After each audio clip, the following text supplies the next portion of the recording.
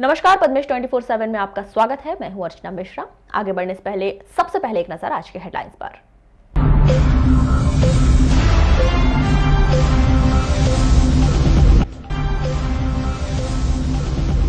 मातम में बदली शादी की खुशियां, दूल्हा दुल्हन का रथ हुआ बेकाबू। एक महिला की मौत, 5 गंभीर। धान खरीदी में गड़बड़ी का मामला, चंदना खरीदी केंद्र प्रभारी निलंबित।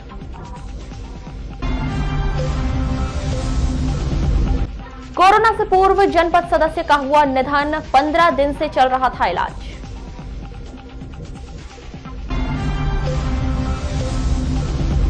और महाविद्यालय में शुरू की गई पढ़ाई, पहले दिन 5% छात्र रहे उपस्थित।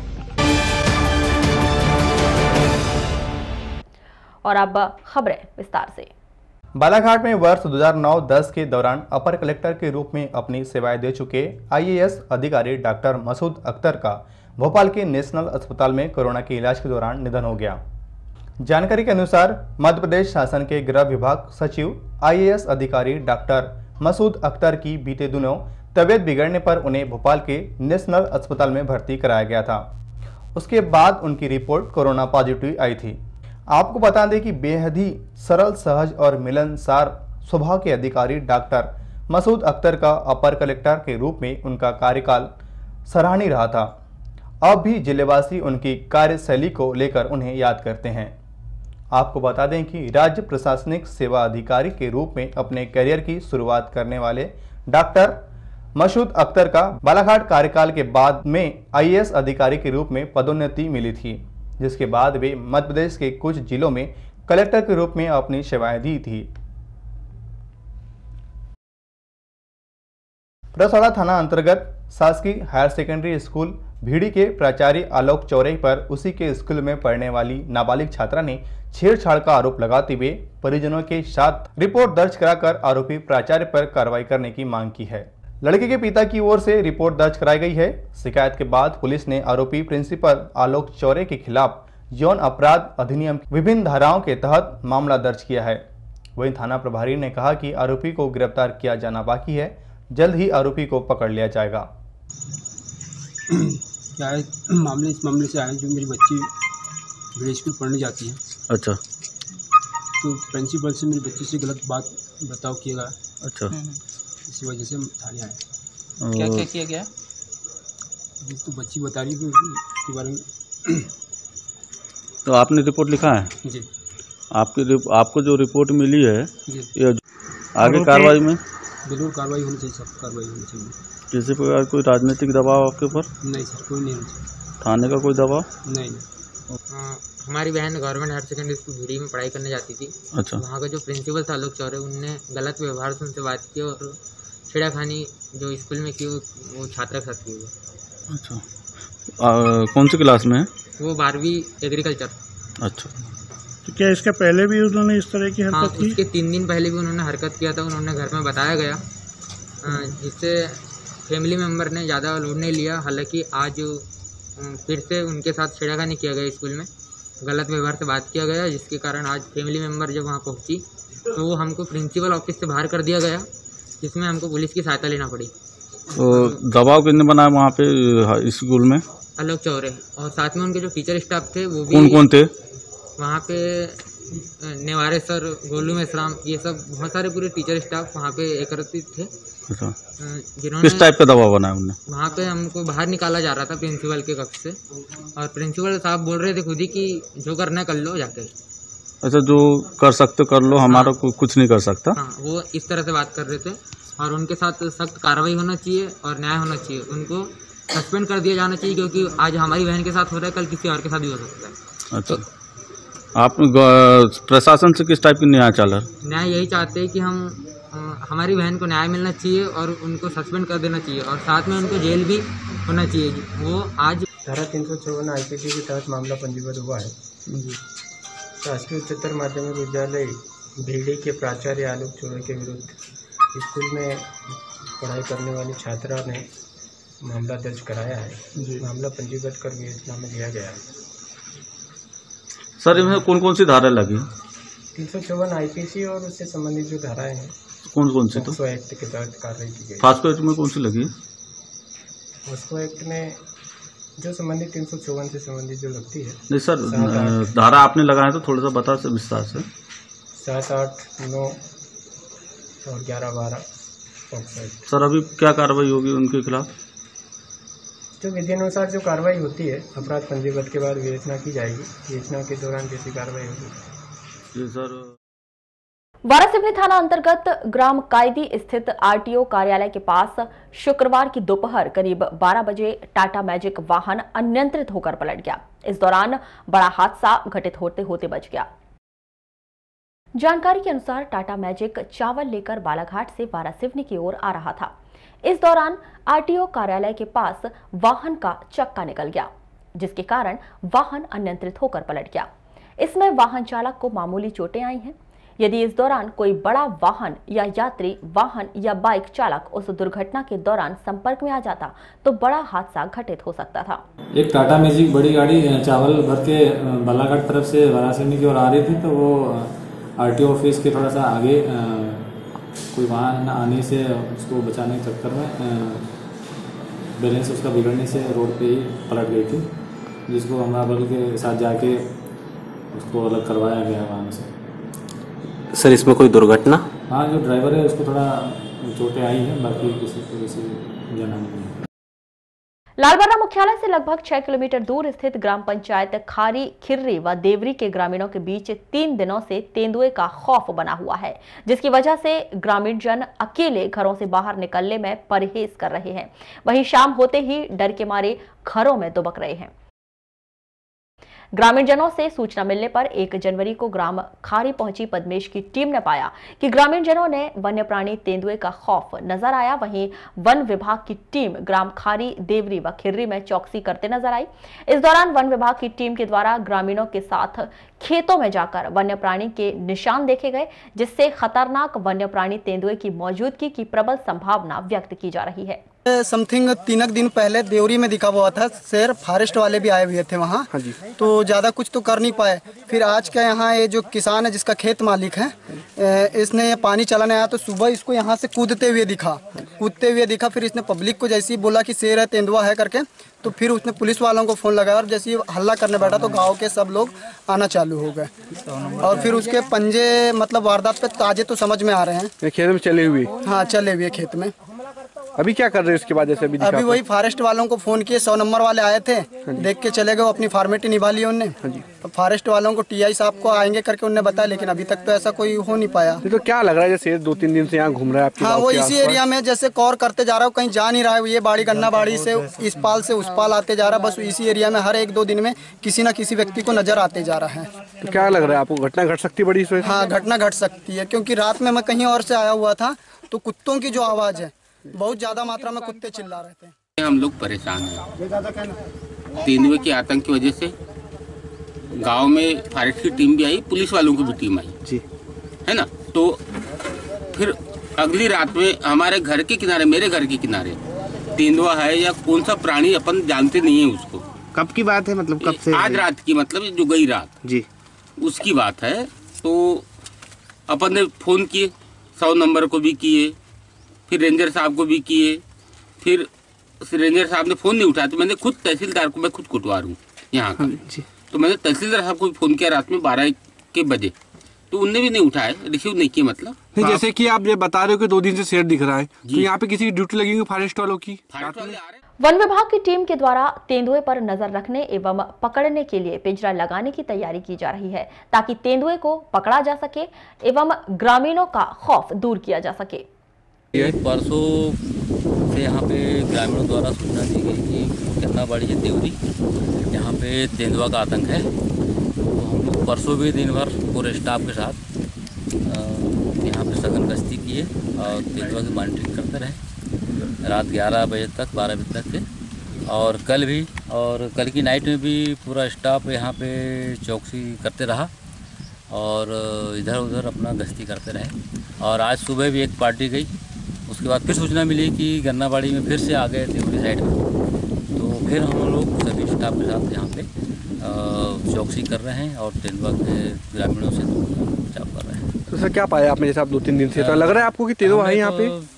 या ये यहाँ पे जो आसपास का जो क्षेत्र देखे वहाँ पे कुछ पंजे के निशान पाए थे हमने परसों, तो उस तरफ निकलने। नगर के गर्रा रेलवे क्रॉसिंग में आज दोपहर करीब 1 घंटे का लंबा जाम लग गया, जिसके कारण लोगों को काफी दिक्कतों का सामना करना पड़ा। जानकारी के मुताबिक बालाघाट की ओर आ रहे एक ट्रक का रेलवे क्रॉसिंग पर पहुंचते ही डीजल खत्म हो गया, जिसके कारण रेलवे क्रॉसिंग की दोनों ओर लंबा जाम लग गया। वहीं मौके पर तैनात यातायात कर्मियों के द्वारा यातायात को व्यवस्थित करने का कार्य किया गया।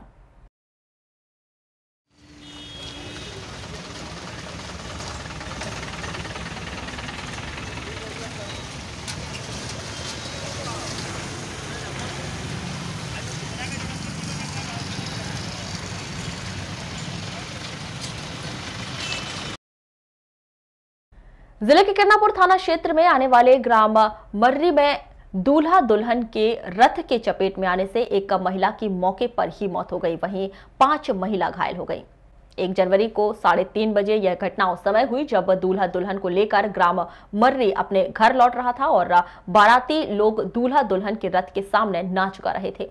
घायल 5 महिला को जिला अस्पताल में भर्ती किया गया है। मृत महिला संतोषी आमाडारे 26 वर्ष ग्राम मर्री थाना किरनापुर निवासी है। इस दुर्घटना के बाद ग्राम मर्री के आमाडारे में शादी की खुशियों भरा माहौल मातम में बदल गया। जानकारी के मुताबिक ग्राम मर्री निवासी कोमल आमाडारे के लड़के की शादी 31 दिसंबर की रात्रि ग्राम लिंगमारा में संपन्न हुई थी। 1 जनवरी को दूल्हा और बारातियों को लेकर ग्राम मर्री पहुंचा था। दूल्हा दुल्हन मार्शल कार में सजे रथ में बैठकर बस्ती में घूमते हुए घर जा रहे थे। बारात में आई महिलाएं दूल्हा दुल्हन के रथ के सामने नाच गा रही थी। माहौल खुशनुमा था।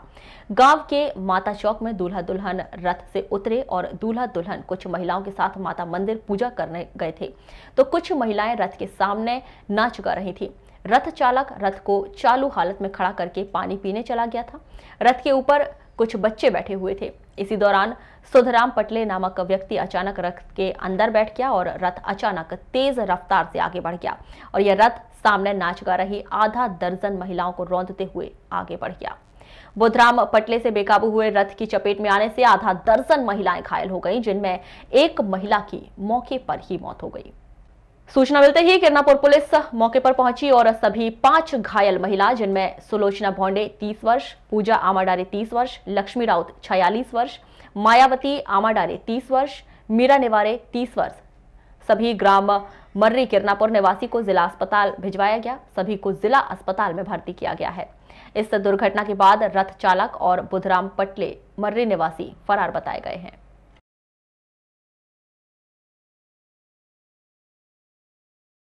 पुलिस ने नगर के मोती गार्डन के गेट के पास बड़ी प्लेजर स्कूटी की डिक्की से सोने की अंगूठी चोरी करने के आरोप में एक युवक को गिरफ्तार कर लिया, जिसके पास से जब्त की गई सोने की अंगूठी की कीमत 25,000 रुपए बताई गई है। गिरफ्तार युवक अतुल बिसेन 20 वर्ष ग्राम परसवाड़ा लिंगा थाना नवीगांव बालाघाट निवासी को जिला जेल भेज दिया गया है। कोतवाली पुलिस के मुताबिक 30 दिसंबर की शाम प्रियंका ब्रह्मे वार्ड नंबर 5 मुंडीबाई थाना भरवेली निवासी अपनी प्लेजर स्कूटी से मोती गार्डन घूमने गई थी। प्रियंका ब्रह्मे की रिपोर्ट पर कोतवाली में अज्ञात आरोपी के खिलाफ अपराध दर्ज कर जांच पड़ताल शुरू की गई थी। साल के पहले दिन तय कार्यक्रम के अनुसार महाविद्यालयों में पढ़ाई शुरू हो गई। इस दौरान प्रथम चरण में 1 जनवरी से प्रैक्टिकल कक्षाएं शुरू कर दी गई हैं। हालांकि पहला दिन होने की वजह से महाविद्यालयों में 5 से 10% छात्रों की ही उपस्थिति रही। उम्मीद यही लगाई जा रही है कि आगामी दिनों में अल्टरनेट व्यवस्था के तहत छात्र अपने बैच वाइज पीरियड्स अटेंड करने के लिए महाविद्यालय पहुंचेंगे। हाँ, आज से प्रायोगिक कक्षा शुरू हो गई है और जिन पालकों की सहमति मिल चुकी है वे बच्चे आ रहे हैं और आज उनकी संख्या काफ़ी है। सर फिर भी कितना फीसदी बच्चे आ गए? अभी तो 5 से 10% बच्चे आ गए होंगे। सर रेगुलर क्लास की अगर बात करें तो रेगुलर क्लास कब से स्टार्ट हो जाएगी? रेगुलर क्लास तो 20 तारीख से स्टार्ट होना है। अभी तो ये प्रायोगिक कक्षाएं शुरू हो रही है। सर बच्चों को अंदर प्रवेश के लिए किस तरीके की हिदायत दे रहे हैं आप उनको? वो कोविड की गाइडलाइंस आई हुई है, उसके तहत मतलब जो है वो उस गाइडलाइन के तहत उनको हम प्रवेश दे रहे हैं। अभी 5% बच्चे आ रहे हैं। हमारे पास सारी सुविधाएं हैं, सैनिटाइज कर रहे हैं और सोशल डिस्टेंसिंग का पालन किया जा रहा है। सर क्या बताया जा रहा है बच्चों को, किस लिए बुलाया जा रहा है अभी, मतलब अभी केवल प्रैक्टिकल के लिए बुलाया जा रहा है। तो सर कौन कौन सी क्लास के प्रैक्टिकल चल रहे हैं? अभी हमारे जितने प्रैक्टिकल विषय हैं, बॉटनी, जूलॉजी, केमिस्ट्री और फिजिक्स, इसमें सर। क्या सर उनको क्वेश्चन देकर के घर पे ही करवा रहे हैं कि यहीं पे करना है? नहीं, प्रैक्टिकल तो यही करना पड़ेगा कॉलेज में। ऑनलाइन टीचिंग वो केवल घर से होगी। बैहर थाना अंतर्गत बालाघाट रोड मोहबट्टा में ट्रक की ठोकर से ऑटो पलट गया। इस दुर्घटना में ट्रक की ठोकर से एक 7 वर्षीय बालक सहित 3 लोग घायल हो गए। तीनों घायलों को बैहर के अस्पताल में भर्ती किया गया है, जहां से घायल योहन पिता डेविड तिर्की 7 वर्ष, अंजुलुस पिता अल्फुस खाका 65 वर्ष, दोनों को जिला अस्पताल रेफर किया गया है, जहां से घायल अंजुलुस खाका को मेडिकल कॉलेज रेफर कर दिया गया है। जानकारी के अनुसार 31 दिसंबर की रात 10 बजे बैहर चर्च से प्रार्थना के बाद 3 बच्चे सहित 7 लोग ऑटो में बैठकर बैहर चर्च से अपने घर गोहारा लौट रहे थे। तभी बालाघाट रोड ग्राम मोहबट्टा के पास बालाघाट की ओर से तेज रफ्तार से आ रहे ट्रक ने ऑटो को ठोकर मार दी। ट्रक की ठोकर से ऑटो पलटने से ऑटो में सवार 7 वर्षीय बालक सहित 3 लोग घायल हो गए। ब्रिटिश शासन काल के समय शुरू हुई गोंदिया बालाघाट नैनपुर जबलपुर ट्रेन का स्टीम इंजन से लेकर डीजल इंजन और अब इलेक्ट्रिक इंजन तक के इतिहास को आज भी जिले में बहुत से लोग हैं जो अपने दिल में इन यादों को संजोए हुए हैं। ऐसे ही शहर के निवासी गप्पू लाल जी उम्र 93 वर्ष ने इस अनुभव को हमारे साथ साझा किया। निश्चित ही 100 बरस से भी अधिक समय पहले इस ट्रैक पर स्टीम इंजन के साथ ट्रेन का सफर शुरू हुआ था। बालाघाट से जबलपुर यात्रा के दौरान जिले के ऐसे सैकड़ों लोग होंगे जिन्होंने स्टीम इंजन के किस्से और कहानी सुनी होगी, और शायद जब इलेक्ट्रिक इंजन में बैठकर आज की युवा पीढ़ी सफर करे तो डीजल इंजन के बारे में उन्हें कहानी सुनने मिलेगी। लेकिन आज हम आपको स्टीम इंजन से लेकर डीजल इंजन तक का अनुभव और दिलचस्प किस्से एक साथ बताएंगे, वो भी 93 वर्षीय बुजुर्ग गप्पू लाल की जुबानी।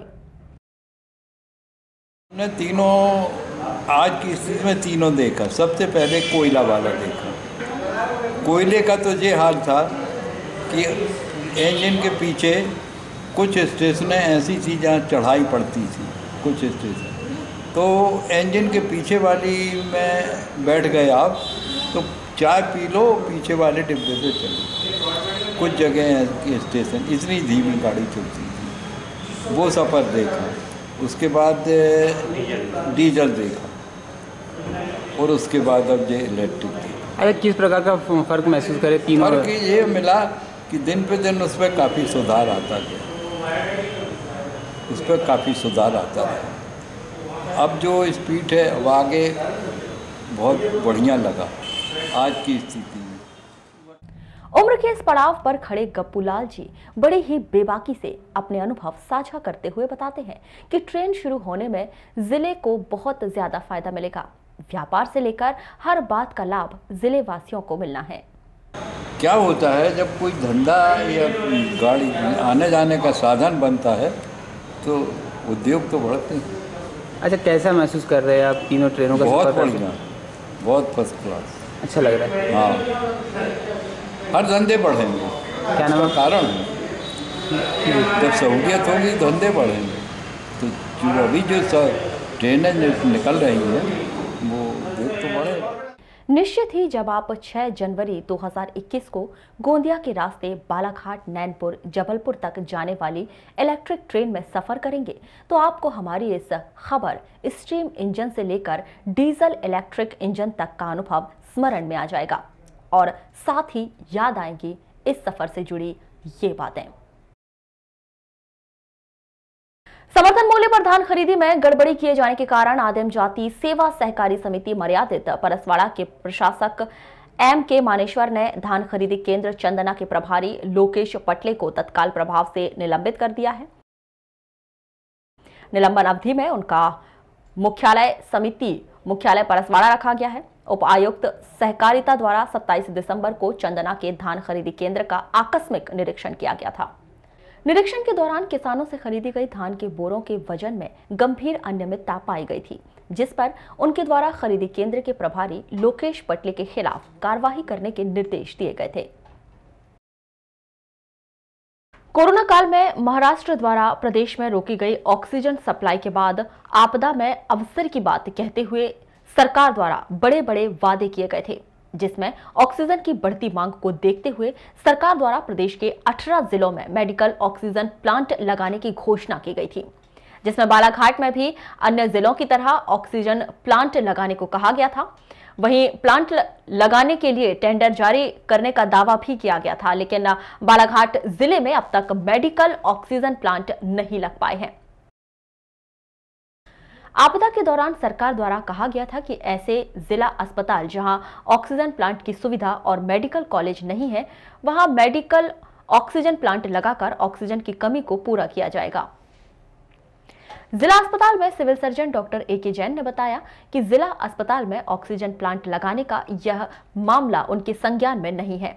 वह अपने अधीनस्थों से चर्चा कर मामले का संज्ञान लेंगे और पता लगाएंगे कि गैस प्लांट की प्रोसेस कहां तक आगे बढ़ी है।